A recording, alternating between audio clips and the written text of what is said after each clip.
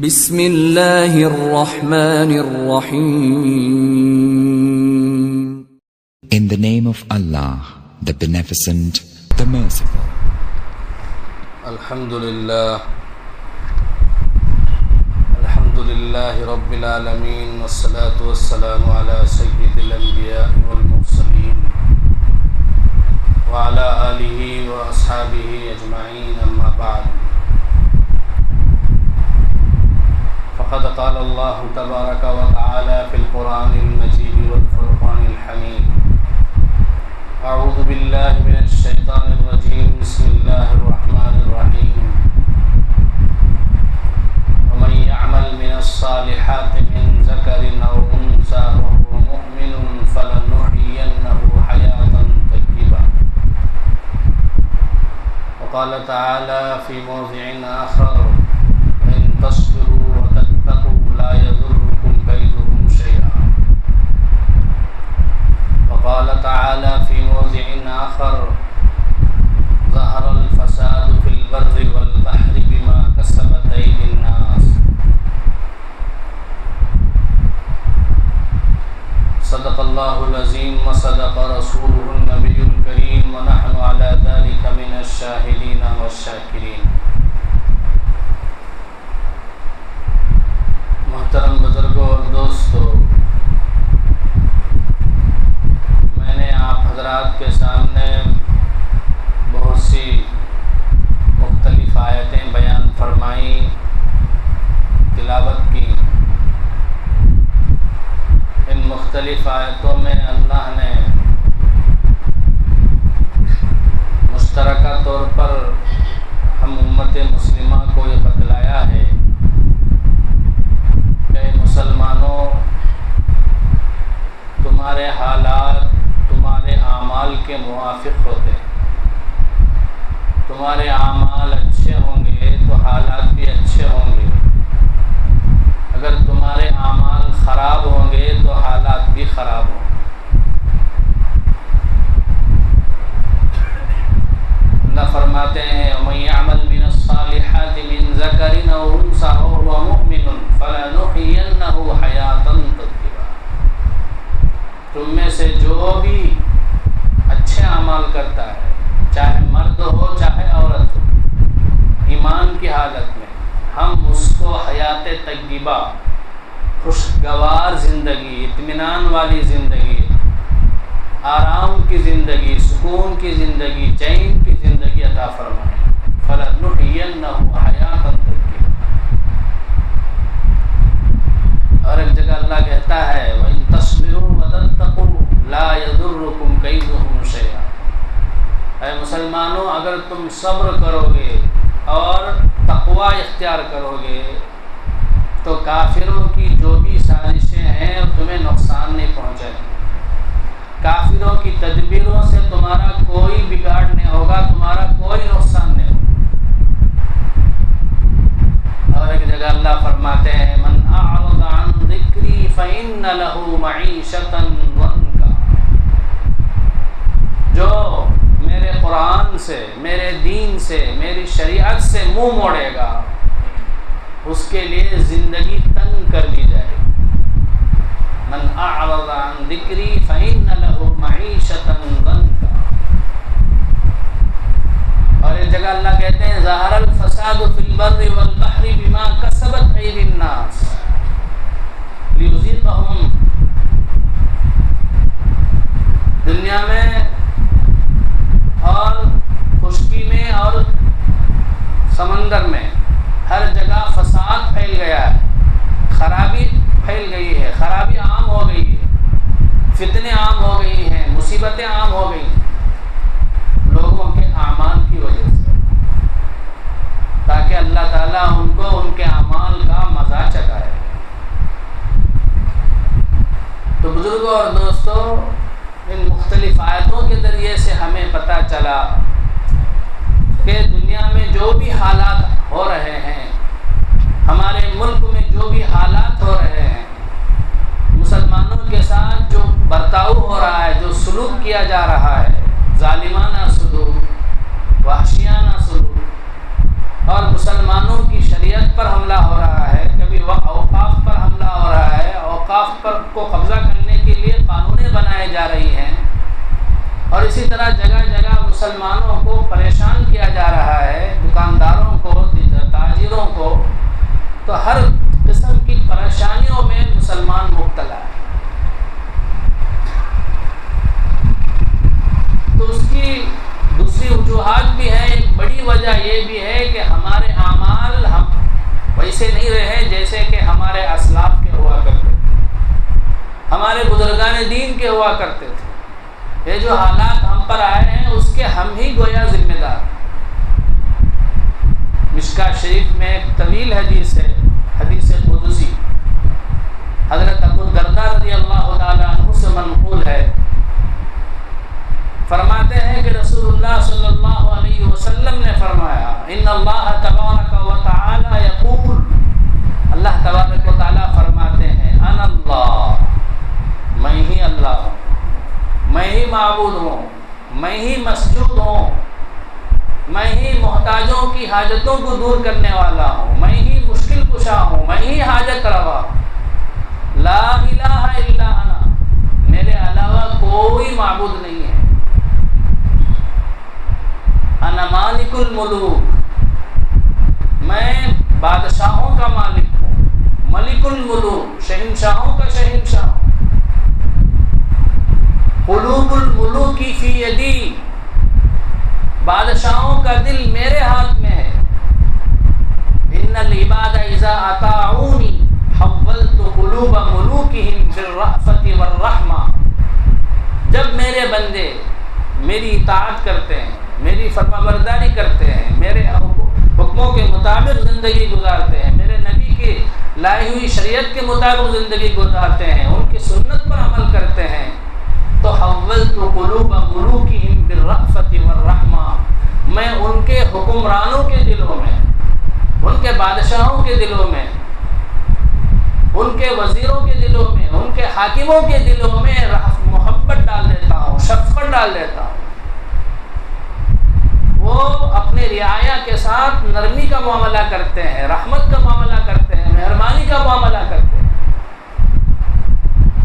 وَإِنَّ الْعِبَادَ إِذَا عَصَوْنِي، لیکن میرے بندے جب میری نافرمانی کرتے ہیں، میری شریعت کی خلاف ورزی کرتے ہیں، میرے نبی کی سنت کی دھجیاں اڑاتے ہیں، میرے شریعت کی دھجیاں اڑاتے ہیں،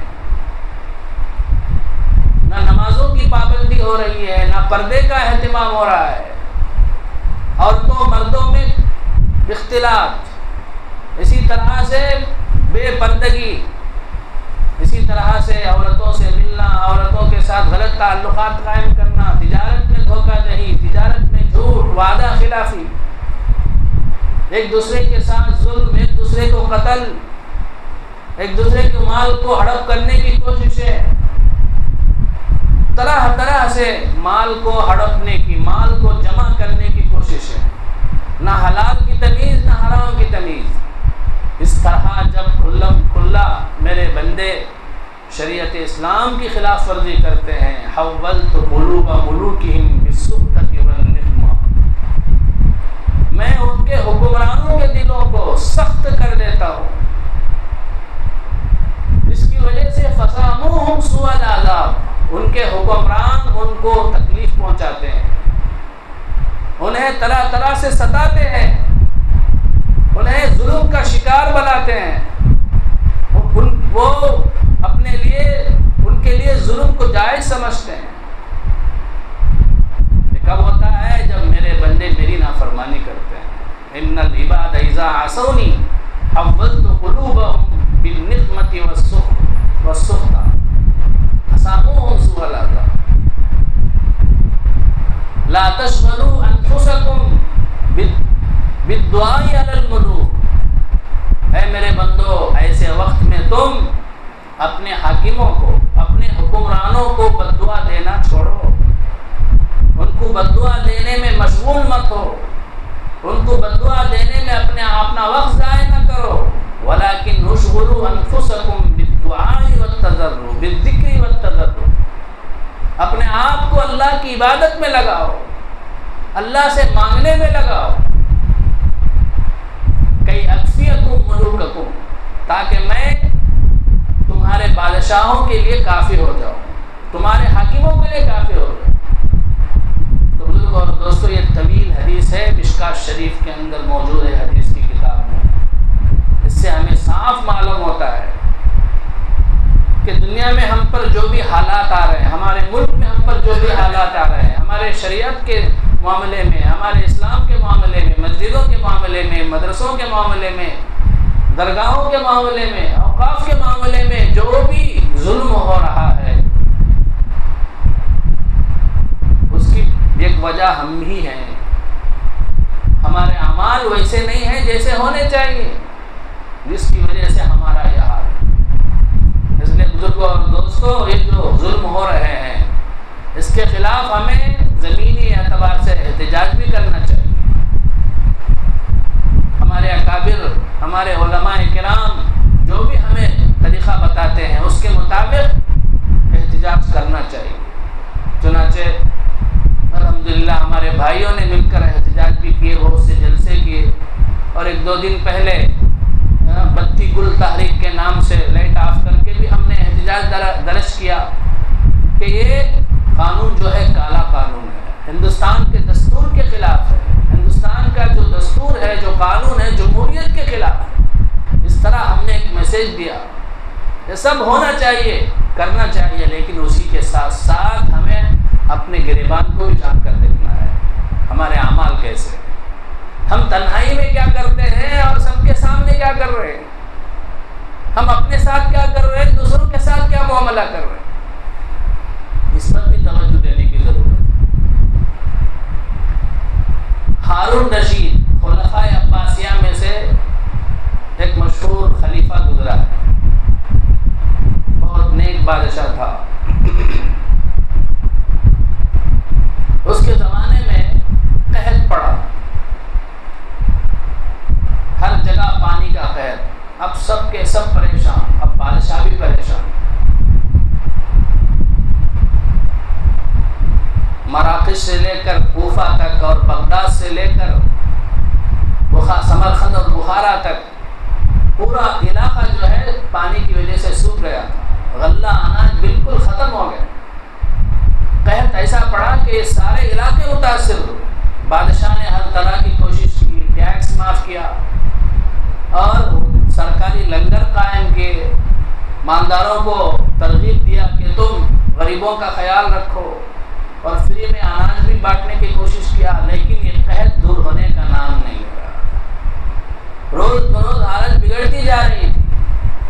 تو ایک دن رات کو بہت ہی پریشانی کے عالم میں بادشاہ اپنے کمرے میں موجود تھا، اس کا وزیر اعظم تھا یحییٰ ابن خالد۔ یحییٰ ابن خالد بادشاہ کا استاذ تھا، اس کا مربی تھا، بادشاہ کو اسی نے تربیت دی تھی۔ تو اس نے بادشاہ نے یحییٰ ابن خالد کو اپنے کمرے میں بلایا اور آ کر کہا کہ استاد جی میں بہت پریشان ہوں، کوئی ایک داستان، کوئی ایک قصہ ایسا سنائیے جس سے میرے دل کو سکون ہو جائے، یہ جو قحط کا مسئلہ ہے اس کے لیے کام آ جائے، اس کے لیے کوئی میرے لیے رہبری مل جائے، ہدایت مل جائے، کوئی ایسا واقعہ سنائے۔ تو یحییٰ ابن خالد جو وزیر اعظم تھا، اس نے کہا بادشاہ میں نے ایک کتاب میں ایک واقعہ پڑھا ہے، داستان پڑھی ہے، قصہ پڑھا ہے، اس میں ہمارے لیے بڑا سبق ہے، بڑی عبرت ہے۔ میں امید کرتا ہوں کہ جب میں وہ واقعہ سناؤں گا تو بادشاہ کو سکون مل جائے گا، چین نصیب ہو جائے گا۔ تو یحییٰ ابن خالد نے کہا ایک جنگل میں ایک بندریا رہتی تھی، اس کا ایک چھوٹا سا بچہ تھا، بندر کا بچہ۔ اب اس بندریا کو سفر میں کہیں جانا تھا، اپنے بچے کو لے جا نہیں سکتی تھی۔ وہ بندر کا جو بادشاہ تھا، شیر، اس کے پاس گیا اور جا کر اس سے منت سماجت کی کہ آپ جنگل کے بادشاہ ہیں، آپ کے علاوہ میرے لیے کوئی محفوظ مقام نہیں ہے، لہذا میرے بچے کی آپ حفاظت کیجیے، میں میرے بچے کو آپ کے امانت میں دے کر جاتی ہوں۔ تو شیر جو کہ بادشاہ تھا وہ بھی مان گیا، ٹھیک ہے جاؤ، میں تیرے بچے کی حفاظت کروں گا، تیرا بچہ آپ سے میری امانت ہے۔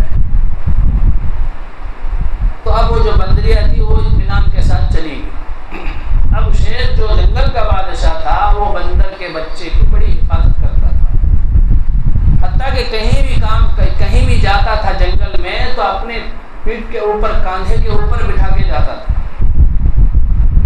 ایسے ہی ایک عرصہ گزر گیا، چند دن گزر گئے، تو ایک دن اچانک جب شیر کے کاندھے پر وہ بندر کا بچہ بیٹھا ہوا تھا اور شیر چل کے جا رہا تھا، تو اچانک اوپر سے چیل، عقاب، اس نے حملہ کیا اور اس بندر کے بچے کو اٹھا کے اوپر جو ہے وہ غائب ہو گیا آسمان۔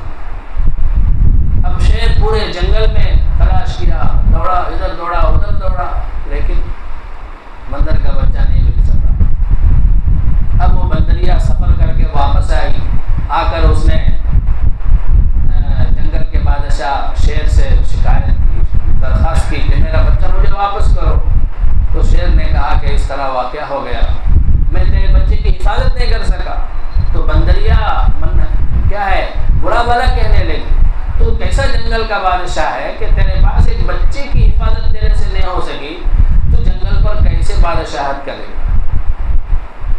تو شیر نے کہا تھوڑا سنو، یقیناً میں جنگل کا بادشاہ ہوں، میں جنگل پہ حکومت کرتا ہوں، لیکن میری حکومت صرف جنگل کے زمین پر ہے، آسمان پر نہیں ہے۔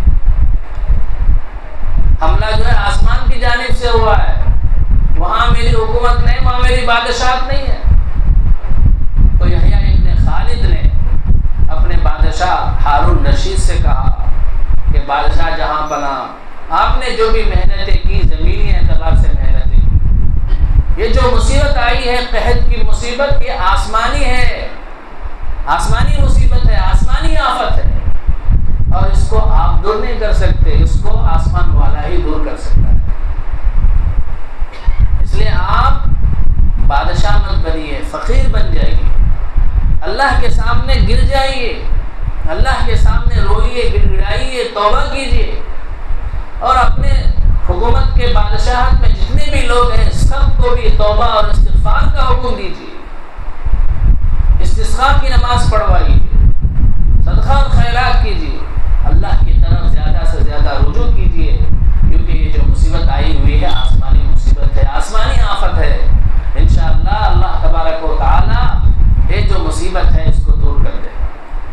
تو بزرگوں اور دوستوں، ہم پر جو حالات آئے ہوئے ہیں، جو آفتیں آئی ہوئی ہیں، مصیبتیں آئی ہوئی ہیں، یہ آسمانی ہے، اللہ کی طرف سے بھیجی ہوئی ہے، اللہ کی طرف سے آزمائی ہوئی ہے، تو ان کا ہمیں ڈٹ کر مقابلہ کرنا چاہیے، زمینی اعتبار سے بھی، لیکن اسی کے ساتھ ساتھ بے حد ضروری ہے کہ ہمارا رجوع جو ہے اللہ کی طرف زیادہ سے زیادہ ہو جائے، ہمارے اعمال درست ہو جائے، گناہوں کو چھوڑ دیں، دوسروں کو دھوکہ دینا چھوڑ دیں، جھوٹ بولنا چھوڑ دیں، دوسروں کے مالوں کو ہڑپنا چھوڑ دیں، دوسروں کے مالوں میں خیانت کرنا چھوڑ دیں، اور نمازوں کی پابندی کریں، بچوں عورتوں کو کہیں کہ پردے کا اہتمام کریں۔